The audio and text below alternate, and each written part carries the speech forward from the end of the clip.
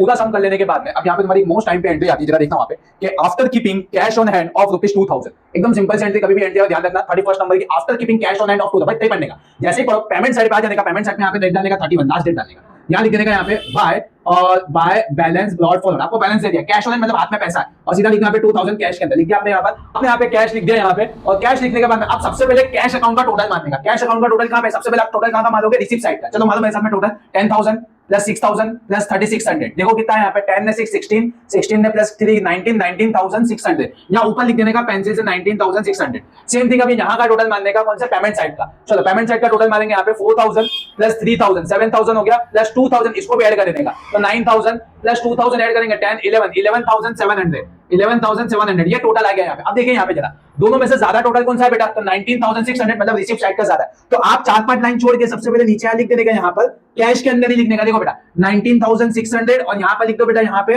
Same thing खाली cash में 19,600 and उसके बाद में माइनस करने का। माइनस किससे करोगे, 19,600 को ये 11,600 में से माइनस करो। देखो अमाउंट कितनी आई 79, तो यहीं पे लिखने का 7900 ये अमाउंट आ गई। और ये अमाउंट को सर्कल बांटने का। ये अमाउंट को सर्कल बांटने के बाद देखो मैं तुम्हारे को यहाँ पे एंट्री बता दूं, एंट्री किस तरीके से बोलिए। उसने कहा after keeping cash on hand remaining amount is deposited in the bank. भाई हमने यहाँ पर कैश ऑन हैंड रख दिया, रिमेनिंग अमाउंट, रिमेनिंग कितना बचा 7900, इसको अपने को बैंक में ट्रांसफर करना। पहले इसकी जनरल एंट्रीज पास करूंगा आपको समझाने के लिए, देखना यहाँ पे। तो देखिए बेटा मैं यहाँ पे करता हूं वर्किंग नोट, आप भी लिखते हुए जाना कि 7900 डिपॉजिटेड इन बैंक। अब एक बात समझिए, कोई भी बैंक के अंदर यहाँ पे बैंक का एक नेम होता है, यहाँ पे एक बात समझना, यहाँ पे इसकी पहले जनरल एंट्रीज पास कैसे होगी कि 7900 हमने क्या करा, बैंक में डिपॉजिट करा। हु इज द रिसीवर, या बैंक इज द रिसीवर। बड़ा बैंक का यहाँ पे नेम होता है, बैंक कोई गुमनाम नहीं होता, ध्यान रखना ठीक है। बैंक का वारिस खुद का अपना नेम है, तो bank is the receiver. Personal account होगा, पर्सनल अकाउंट का यूज करा, जो भी रिसीवर उसको डेबिट कर। देखो बेटा यहाँ पे बैंक इज द रिसीवर, तो जनरल एंट्रीज क्या बनेगी, बैंक अकाउंट डेबिट टू अपने पास से क्या रहा, कैश चला गया, to cash account, to cash account 7900 ये जनरल एंट्री पास कर दी। अभी जनरल के हिसाब से मैं यहाँ पर एंट्री करूंगा कॉन्ट्रा एंट्री। देखना जरा कैसे कॉन्ट्रा एंट्री होगी।